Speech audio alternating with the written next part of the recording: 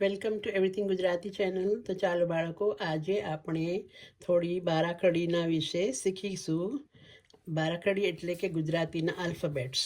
Okay, અને આજે આપણે ઓછામાં ઓછા ખાલી 4 લેટર શીખીશું, 4 અક્ષરમાં: ક, ખ, ગ અને ઘ. તો સૌથી પહેલાં આવે છે લેટર ક. ક થી આપણે શું શું બનાવી શકીએ છીએ આપણે જોઈએ અહીંયા. તો આ છે લેટર ક. તો આવી રીતે લખાય. તો ક થી કમળ, ક થી કબૂતર, ક થી કરચલો અને ક થી કરોળિયો. હવે ક થી બીજા ઘણા બધા બી શબ્દો બની શકે છે, જેવી રીતે કાકડી, કાગડો, કિલ્લો, કિસાન, કીડી, કુરકુરિયું, કુલડી, કેદી, કૂકડો, કોઠી, કૂતરો અને ક્રિકેટ. ઠીક છે. હવે આપણે જોઈએ લેટર ખ. આ સેકન્ડ લેટર છે, બીજો બારાખડીનો અક્ષર છે, જેને આપણે કહીશું ખ. આ છે ક અને આ ખ. ઓકે, તો ખ થી ખટારો, ખ થી ખડીયો, ખ થી ખલ અને ખ થી ખટમાંગડી.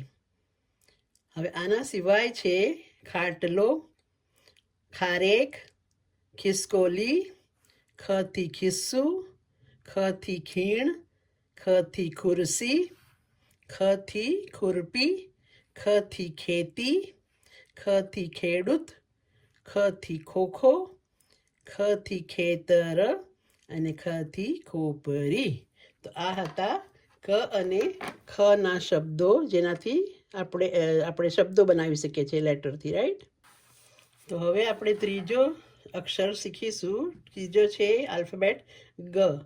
ગ બારાખડીનો ત્રીજો અક્ષર ગ છે. ગ થી ગણપતિ, ગ થી ગધેડું, ગ થી ગલુડિયું, ગ થી ગરુડ. અને એના સિવાય બીજા બની શકે છે ગ થી ગરણી, ગ થી ગદા, ગ થી ગણતંત્ર દિન, ગ થી ગરોળી, ગ થી ગરબો અને ગ થી ગવૈયો. પછી છે ગળું, ગણેશ ચતુર્થી, ગગન, ગરગડી, ગજરો અને ગણવેશ. હવે આપણે જોશું લેટર ઘ.